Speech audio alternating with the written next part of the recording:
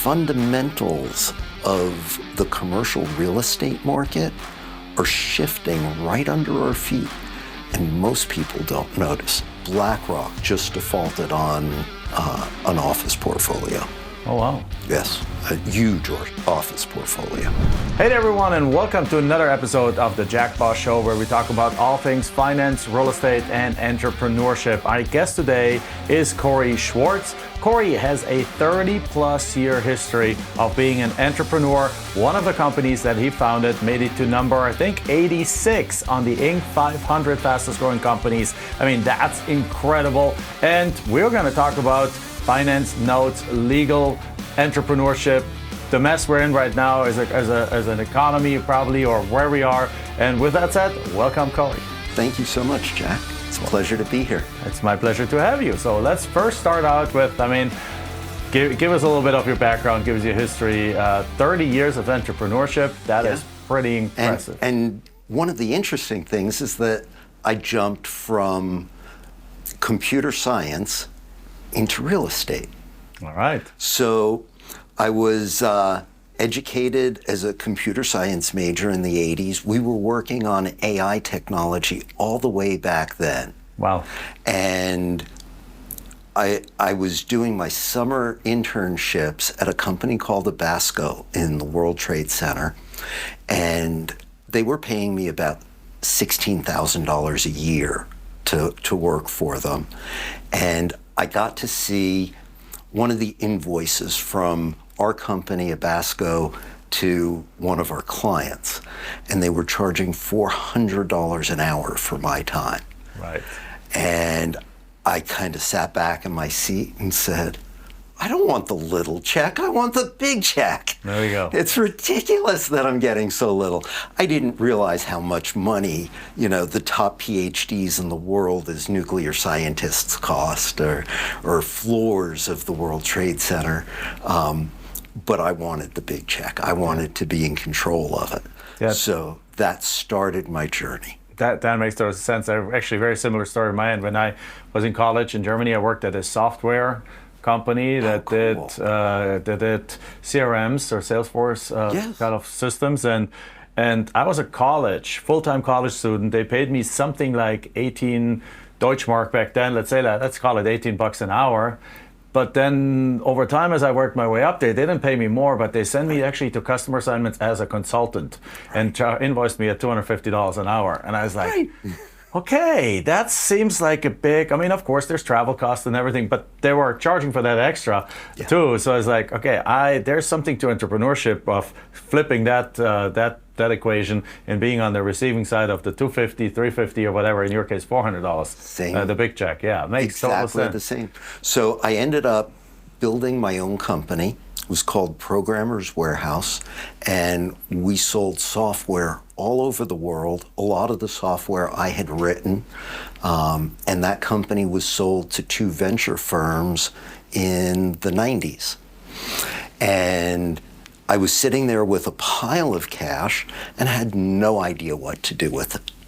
So let's dive into that first, as we go through the journey. So basically, how old were you at that time? Like in my 20s. Your 20s, okay. Late 20s, yeah. Late 20s.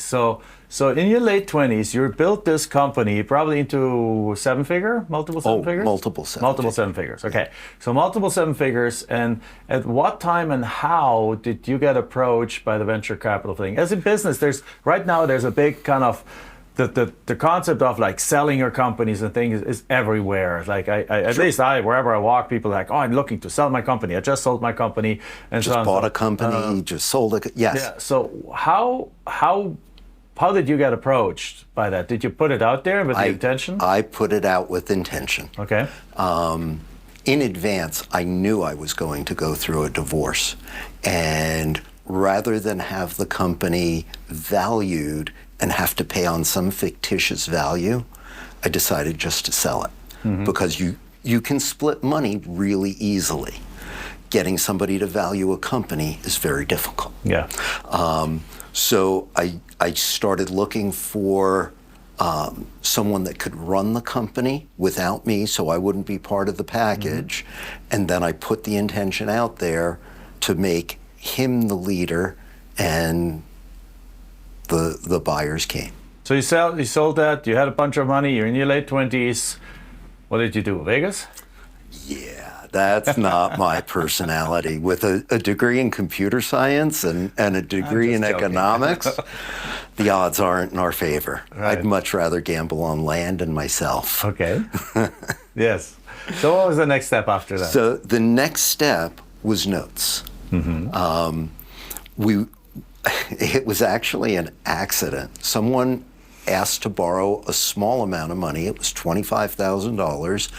I gave it to him, and my mom said, if you give him money, you have to assume it's a gift. And a short time later, he gave the money back with interest. I was like, oh, that's kind of cool. I like that. And then I started looking at my money as employees. Right. And if every penny is an employee, every penny better be out there working. That's right. So, and earning me more money. Isn't that incredible, though, that you just said you had a computer science degree and a degree in economics? Yes. Yet you weren't aware of that.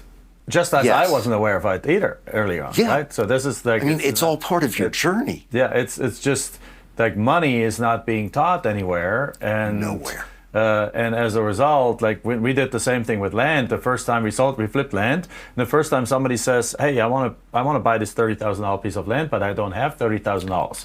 Would you consider allowing me to put down $5,000 and finance the rest? Can you allow me to pay it off in installments?" We're like, "Isn't that what we do with banks? Can we be the bank?" Yes. And then we actually looked it up because we weren't even sure if it was legal, right? Yes. But of course it's legal. And you had the same experience there, and 100%, we're in alignment. yeah.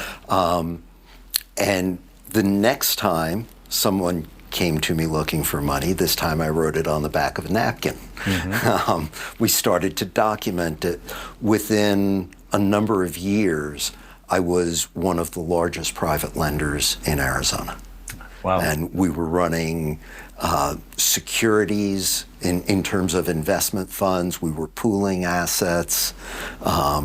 It was quite a gig. And now at that point, you probably didn't fund it all with your own money. No, I ran out of money fairly quickly. Right. And so we had to pool together investors. We hired attorneys, securities attorneys, and drafted documents and registered our securities, and yeah. And so the first investors, where did you find them? Friends and family. Friends and family. 100%. Now, given your background, you probably at that point weren't really familiar with selling, right? I mean, or were you is selling always something that you've been doing? It's something we were always doing. With the software company, we would publish 300,000 catalogs every quarter through direct mail. Oh, wow. That was one of the only avenues we could sell. Social media didn't exist then. Mm-hmm. So yes, we were very familiar with selling. We were running phone rooms. We were, taking calls. Yeah. Oh, okay.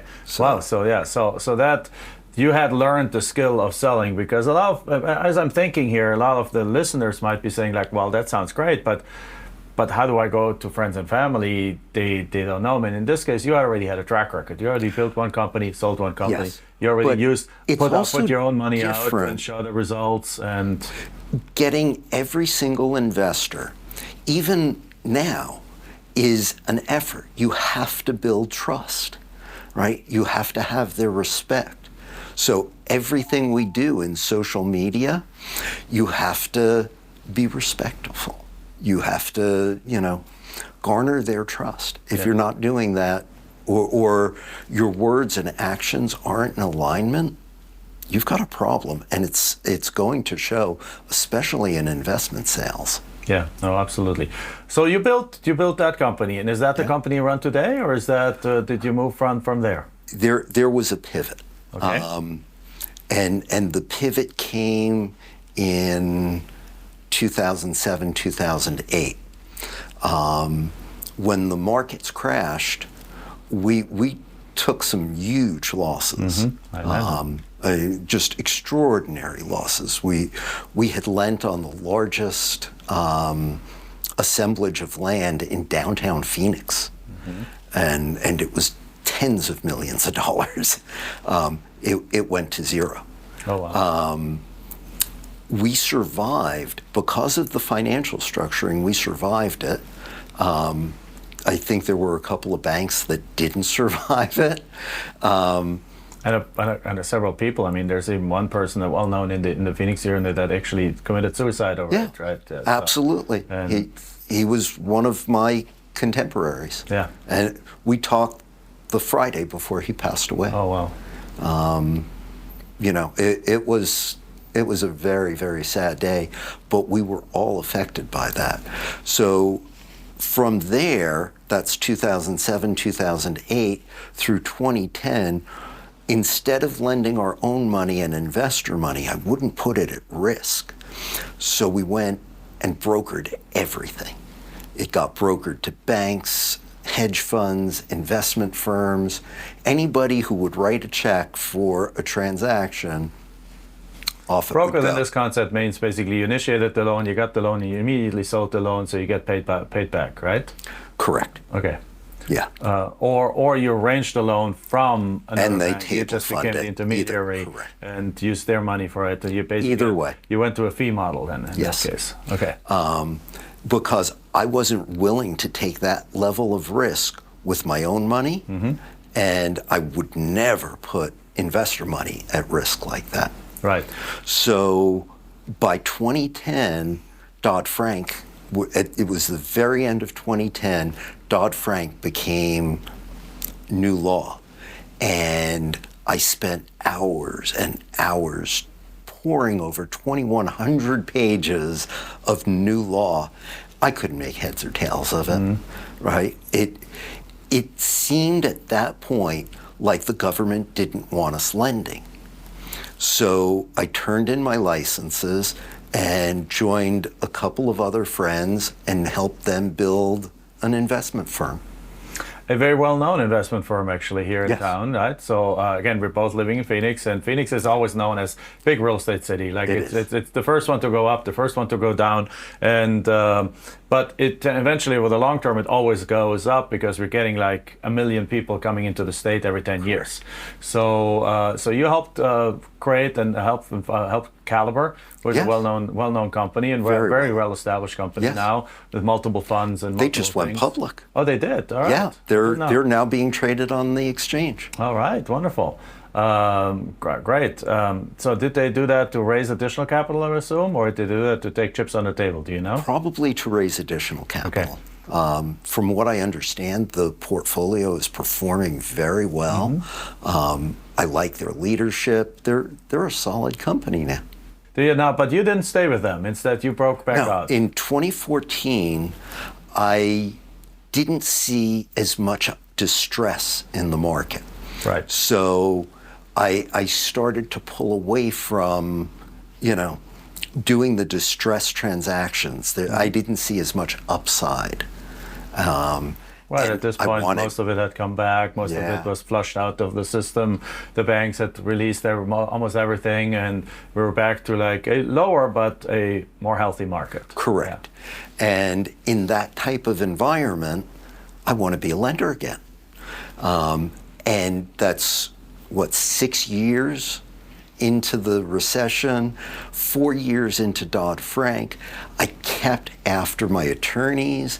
I kept reading Dodd-Frank and finally understood enough about what was going on there that I was able to start lending. You really like torturing yourself with the reading Dodd-Frank, it seems. I started reading some of it. It's like it made my head. It's a nightmare. My eyes and my brain spin around, and yeah. But when you're dealing with other people's money and you're lending to people, there are a lot of laws and compliance. Compliance risk is our largest problem. Yes. So if I don't understand, the playing field that I'm working in, then someone will kill me. Yes, no, absolutely. And by 2014, enough clarifications had been created, written, and the marketplace kind of knew how to play Dodd-Frank with and how to use it in order to actually, how to operate within its within the tentacles. confines, yes. Within the confines, yes. That's a nicer way of saying it. Yes.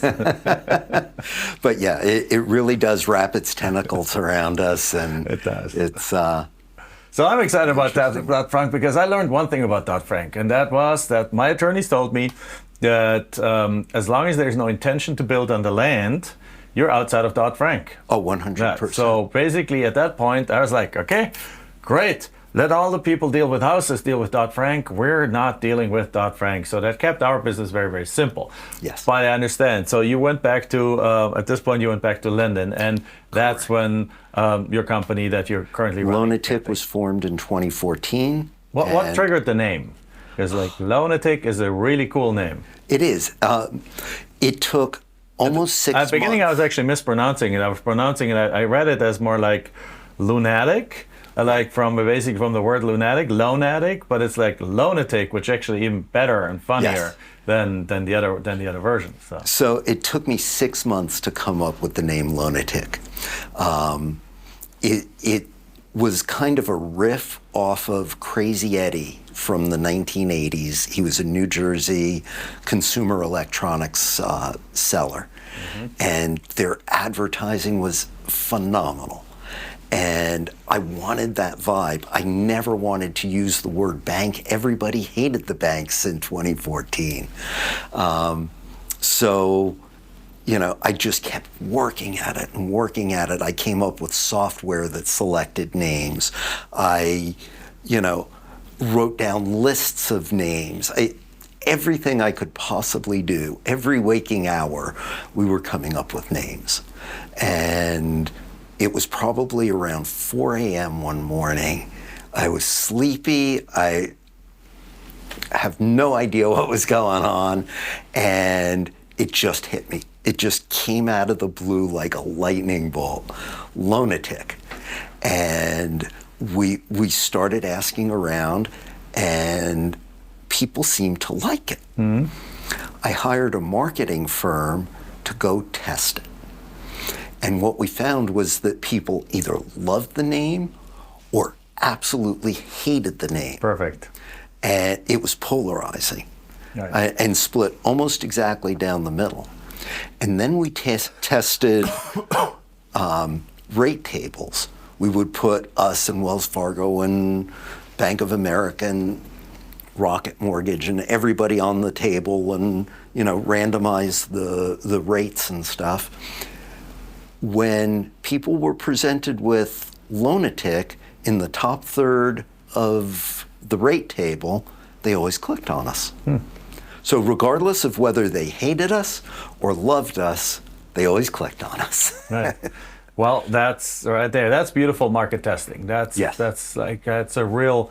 And most everyone is like, "Oh, don't you like my name? It's a great name." But no, you guys went really strategically about it and analytically and tested every aspect of it. One of the cool things we did is we used a product called Mechanical Turks. It's an Amazon product, and you're able to make all kinds of specifications and build programs in it, and evaluate the answers. They're a task-based service online. But what's interesting is that it was my computer science background that led me to that. Now, how did you use that for when you created the logo, or for the name, or for the market research? For the market research. So we did hire a team, a professional market research team. We went back and forth with them about the questions to ask and built it into a survey that would only be asked to a very certain subset of users on Mechanical Turk. All right, so now we have Loanatik, and you set up, you have obviously experience in it, but you have no more company, you started back up again. Right. And that's when you hit the growth running. How hard was that to restart something in a space that you effectively had left for several years? It was extremely hard, and it continues to be difficult. How so? Hiring loan officers takes a lot of work. A good loan officer has a pipeline of business that they're not able to move. So I just hired 2 loan officers last week. I've been working closely with them for almost 4 years. So in restarting this company, I had to build relationships with people that I had no relationship with and do it at scale. So yeah. Now, are you an introvert or an extrovert? I'm an introvert that plays extrovert. Okay, because that was my question. You're speaking. You come across as more of an introvert, which is not a negative thing. Michelle is an introvert too, very much so. And I'm kind of probably right in the middle. I yesterday and yesterday I was at a conference, and at 6 p.m. everyone went for dinner, and I was like, I need a break. I need to recharge somewhere. Went back to the family for a couple of hours, and then rejoined them for a drink at 9 o'clock at night, right? Yeah. But as an introvert, how do you sustain building those relationships? Do you build a system around it that you can actually operate in? Because the natural tendency is to do that, but then to pull back again and not be a 4-year sustained relationship building that then leads to 2 people coming to your company. Yes. That requires stamina that is not, or that requires activities that are not natural to an introvert. Sort of. As an introvert, I like one-on-one. That is true. And I like exchange of ideas, and I love people. So just not in masses. Not at the same in masses. Time. Doing what you do, it's not me. Right. No, right? I understand. Yeah. Yeah. Computer science, it's all introvert. It's me and the computer, right? Even the finance is me and spreadsheets and numbers and data. It's not necessarily people. So I had to build those skills. If I didn't enjoy people and talking and exchanging ideas and growing, it would have been extraordinarily difficult. So therefore, the way you have done it, and that I'm always trying to translate something that's a statement for the audience, so the audience can kind of hear like, okay, so if I'm an introvert, how do I do this? One person at a time. Yes. Is in other words, right? Or think, small group of people. I think the trick is loving what you do. Mm-hmm. Right? If you enjoy the people, if you enjoy the land, if you enjoy the deal chase, then that gives you energy. That is true. If you don't align the things you enjoy with the work that you're doing, it's going to be very difficult to be successful. So in that scenario, what you basically did is you love the loan world, obviously, because the moment the economic environment was back to making it feasible, you came right back to it. Yes. Right? And then you basically built relationships with other people who also love their work. Correct. And top star mortgage brokers typically love what they do. Uh-huh. So, and that's how you were able to sustain long-term relationships with them and eventually bring them over to you. Correct. So now this business now obviously blew up. You made the number 6 in the Inc. 500, fastest growing company. Number 86. Right? And congratulations. That is a fantastic result. Yeah, there's always more to do. Of course. So how does your team look like today? So most of our team is very experienced. We created an environment that encourages each of the loan officers or team members to build a business of their own within our business. Mm-hmm. So once people figure that out and how to do it, they never ever leave us. Right? Unless they're retiring or exiting the industry. We just had a processor leave. She's going to be a nurse. Mm-hmm. But they never leave the company just because they want to go somewhere else. It's very rare. And now let's talk about what kind of products you offer in your company right now. So the idea behind the company, and because of my background, if a transaction is financeable, then we're obligated to finance it. Whether is that a legal kind of thing? Is that something, or is that an ethical kind of industry standard, or is that? That's an internal standard. Internal standard. So okay. if we can look at a transaction and go, we're not going to hurt a borrower, we're not going to hurt an investor or a lender, we're not going to hurt the bank, we're not going to break any laws. There's equity here, there's cash flow, there's all the markings of a transaction that's healthy, then we're going to finance it. Doesn't matter if it's a land transaction, a rehab transaction, a construction transaction, a residential purchase, we're going to do that transaction. So it's all of the above, including also reverse mortgages. I think you Yes. had a little bit of a history of like first not wanting them, then wanting them based on our research here. So tell us a little bit about how do reverse mortgages fit into all of this? So what is a reverse mortgage, perhaps for anyone who doesn't know? A reverse mortgage is a mortgage for an elderly citizen. It's a HUD product, so it's insured, and it takes the equity in somebody's property and gives them what's essentially a negatively amortizing loan based on their life expectancy. So you could conceivably live in your house for the rest of your life with no payments. There have been some really, really creative uses for it. One of the most innovative uses is we'll have a wealthy customer with a house that's been paid off or close to paid off, and they're savvy and they have a financial advisor.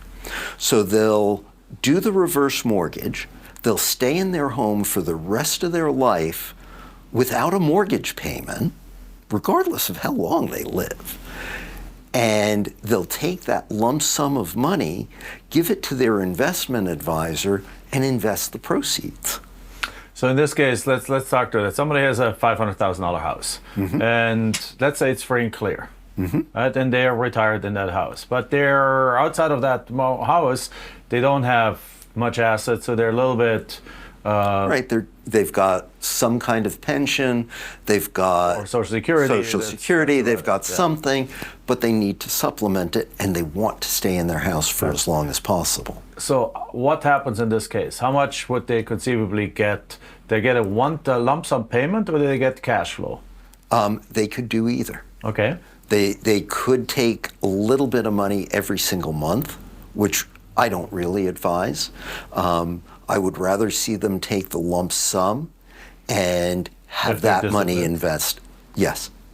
Without discipline, it's a problematic situation. Yes, yeah, because if they take a lump sum and they go buy a car and vacations and other things, then 2 years later the money's gone and now they have a mortgage. The thought of somebody doing that makes me nauseous. Yes, absolutely. I would not want to see that happen. But in essence, so they could get what can a healthy individual that is like, say, does it right at 65 years old, let's say, what percentage of their home value, assuming it's free and clear, can they get out? Just roughly 50%. 50%. Yeah. So in this case, it depends on the interest rates, which right now are extraordinarily high. Yes, absolutely. Based on our recent history. So therefore, there's less that they could get out right Correct. now.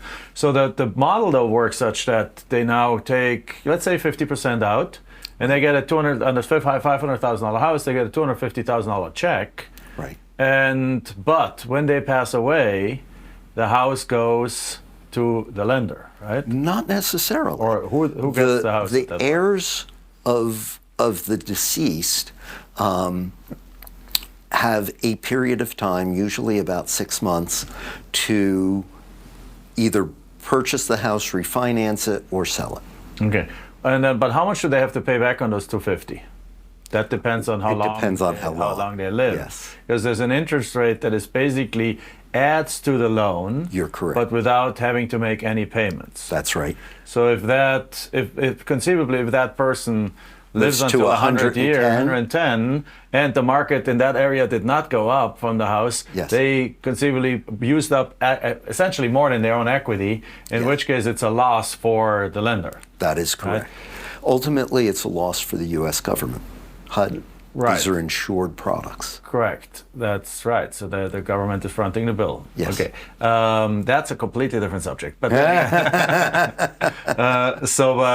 but if they, let's say they only live 10 more years and they pass away, at that point, the heirs can go sell the house for $500,000. Let's say if it's the same price, and at that point they might owe $300,000, and they pay the $300 back, and the heirs still get $200. That's correct. Okay.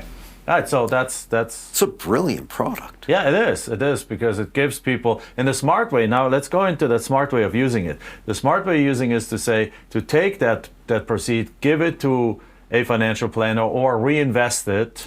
I mean, I would prefer them reinvesting it into a real estate additional or into like a few rental properties that provide cash flow, because now you can quadruple, because $250,000 you can buy 5 rentals with it. Let's say $50,000 each down, have positive cash flow, and have the appreciation of on 5 houses that when you pass away, ideally that has produced more than what actually the other one cost. Yeah, 100% correct. Yeah. But most people are going to go give it to a financial advisor. Yeah, that's usually what happens. They don't have the wherewithal at that age to, be out doing rehabs and finding property managers.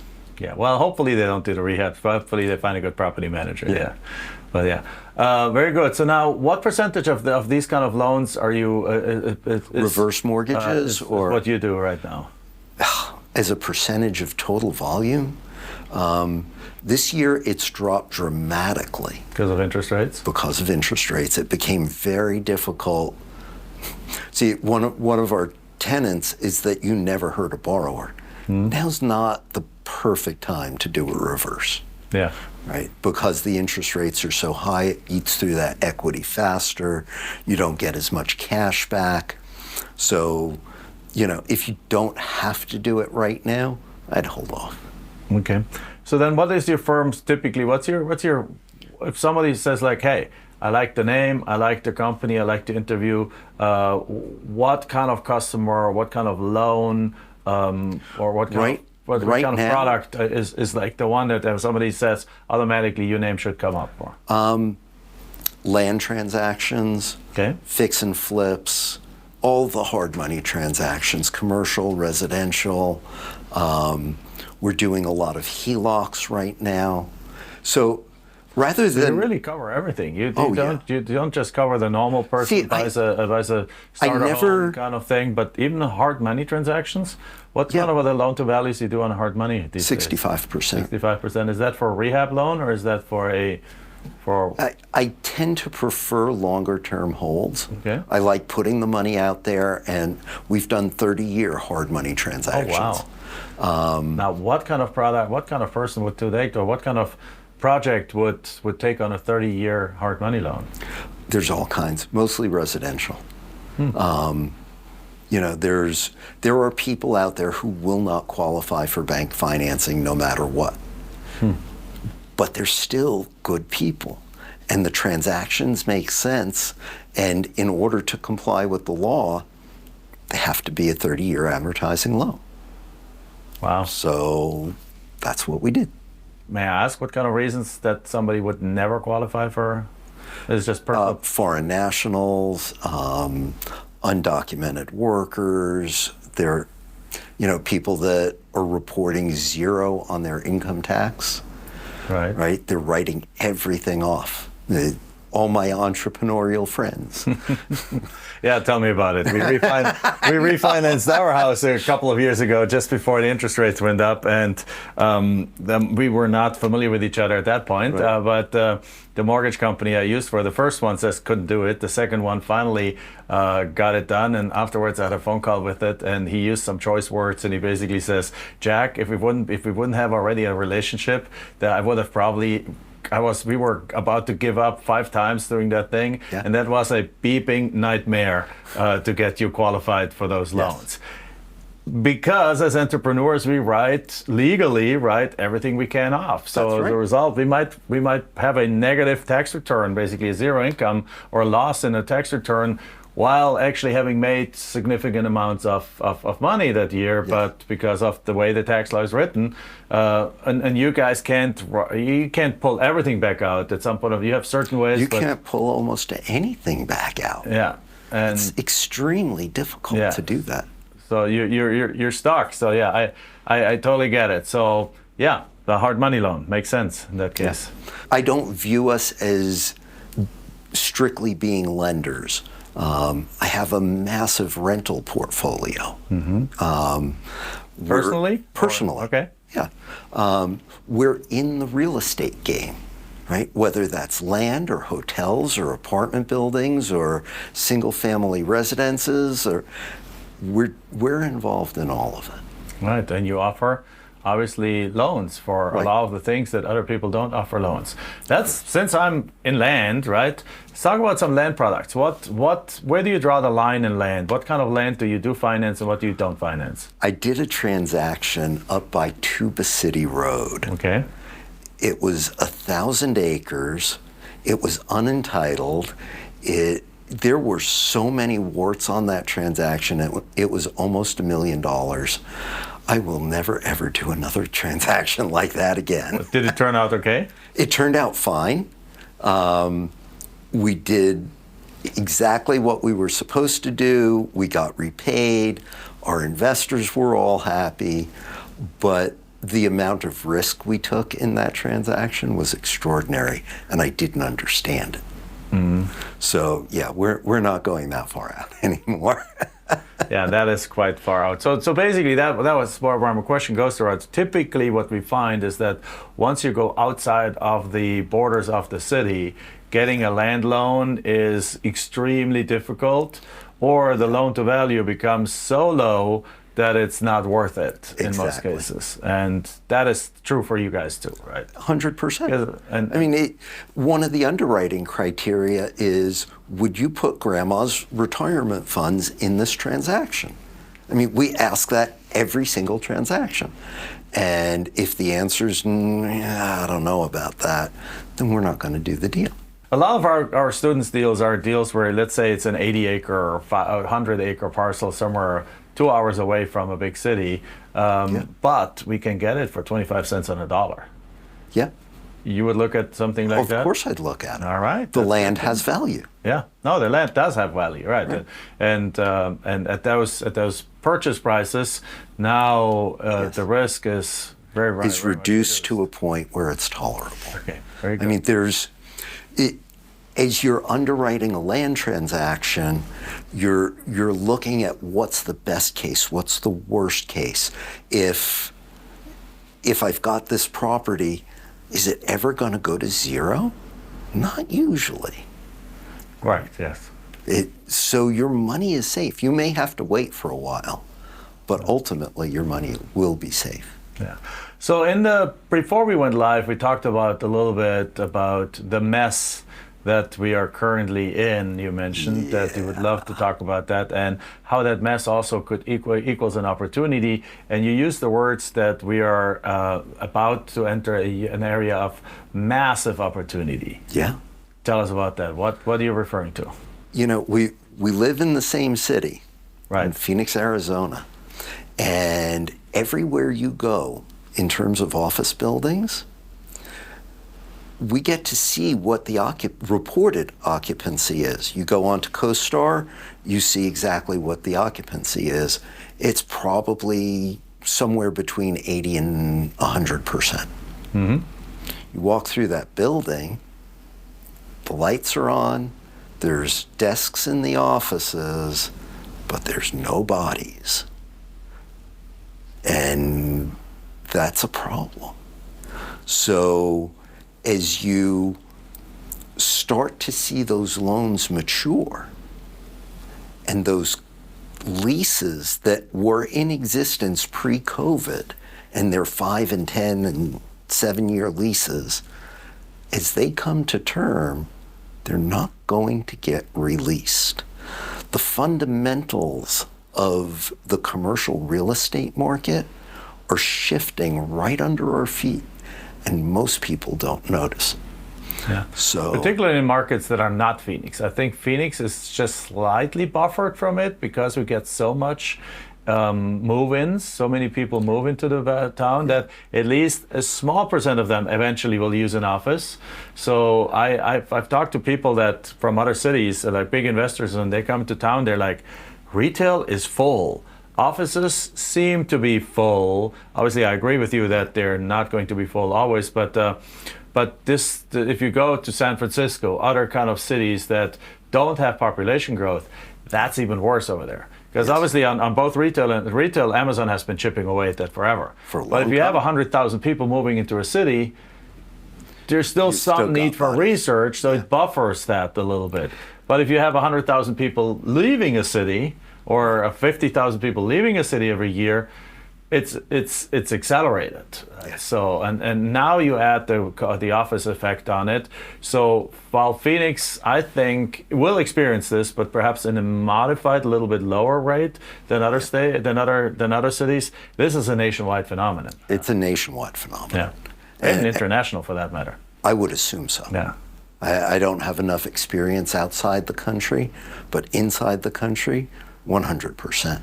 And how does it become an opportunity? Because at the end of the day, if this stays that we have currently, I think we have still about 45 to 50% of all employees work from home. Correct. And if that settles, let's say, and eventually at a hoteling kind of thing where a company can operate on a third of the space and still about a third of the people working from home, we'll eventually need about 40 to 50% less office space. You are correct. Now, how do we as investors make that an opportunity? Well, something is going to happen to that real estate. Right. Either the lot will become available or the building will become available. It's going to trade hands. Their note is certainly going to become due, and it's going to have to get paid off. And now they don't qualify for financing. Correct. So there's going to be a trade there. It's going to be forced, right? They won't have a choice. And we are seeing that in the market today. I believe BlackRock just defaulted on an office portfolio. Oh, wow. Yes, a huge office portfolio. So because of that, we are seeing a trickle effect. Other people were observing it and going, oh, so they're renegotiating their financing. But is that ultimately going to trickle down to the banks, the bank losses, and then ultimately another bailout? I don't know if it'll go to a bailout, but... Which means that office space just resets at a lower price, and some of it will probably be converted into other usages, and so we'll end up wherever we end up, but the one holding the bag at the end will be the government, which means us, because it's essentially making the banks whole again or so. Yes, ultimately there is going to be a trade. Somebody is going to take a loss. In this case, because the lending was better done, right, the bank will take it back and probably not get hurt. Which way? Like if the bank takes it back and the value is now 40% lower, how? Because the bank didn't lend 100% of the money. Correct, but they might have lent in the heydays. If that was done 5-6 years ago, they might have lent 80%. Right, 80% 5-6 years ago, plus the appreciation that we've seen over that 6 years. True. And then it pulls back some. They're probably okay. Probably you can. If not, they can always go to the government. Good, yeah. As it seems to be happening right now. Where do you see the opportunity specifically for you to come in and take advantage of the situation? Either we're going to acquire the property or we're going to lend on the acquired property, right? Like, let's say you're buying a hotel. Hotel's going to need to be rehabbed. The transaction's going to have to close quickly. You need $7 million tomorrow. You're going to, hey, Corey, how do we do this? We'll write a check for that. By the way, do you lend nationwide? No. Which states do you live in? For residential transactions, we're licensed in California, Colorado, Arizona, Texas, Florida, and I just terminated some of our Midwest lending licenses. For commercial or hard money? For commercial, we're just about everywhere. Okay. I think there's 10 states that we're not allowed to lend in. All right. That's for licensing reasons, probably, yeah. Okay. Good. So you're either going to lend. Have you, since you're in the note business, are you looking into potentially buying some non-performing notes? Absolutely. One of the best transactions we ever did was a non-performing note. Tell us about that. It was an apartment building. There was a $3 million first and a $6 million second. And someone came to us. We bought the second position note for $1.5 million, I think. And then we foreclosed on the first. We took control of the property and rehabbed it, and it was worth a fortune. Wow. So foreclosed in this case on the first means did you end up paying off the first, or doesn't the first have the first right to foreclose? The way we did it, we kept them current. Okay. Right? They had no reason to foreclose because we kept paying them. Right. So when we foreclosed it, we took the property from the current owner who had defaulted on the second. So in this case, the first loan position could have come in and bid on it too during the foreclosure process. Probably. But they were not interested in it because they understood that you guys are going to keep them whole. Well, as long as we keep their note current, their reason to foreclose would be very, very difficult. That's true. It would be tenuous to foreclose for a non-material breach. Right. So then you foreclosed on it, you changed ownership to you. So, and then you did what you did to upgrade the property and reposition it, fill it up again, and then how much did you sell it for? No comment. How many units was it? I think it was 180 units. Wow, here in Phoenix, in the Phoenix area? Yeah. Okay, class A, B, or C? It was a solid C when we acquired and a solid B when we disposed. When did that happen? The acquisition, I believe it was 2012. All right, okay. So I can do my numbers in my head with that information. You did well, let's put it that way. You did well. Very, very well. Yes, no, that's beautiful. I mean, but this is what higher finance does. I mean, this is when you start understanding the financial numbers of how the game is played, you can do some things like that. So, and in that sentence, people always say like, well, you need money to make money. Yeah, eventually, but if you understand the numbers, somebody finds that deal, they come to you, the money is there. The money's always there, right? I mean, you're bringing in people that haven't really worked a lot with money initially. Right. You teach them how to get there, right? It's all that knowledge that you offer that I had to learn hard. And people work hard to learn it through a program too, because there's still work involved, of course. Yeah. But yeah, exactly. It's an accelerator. It's an accelerator point. I literally just came back from a conference right now where one of the speakers was talking about building corporate credit.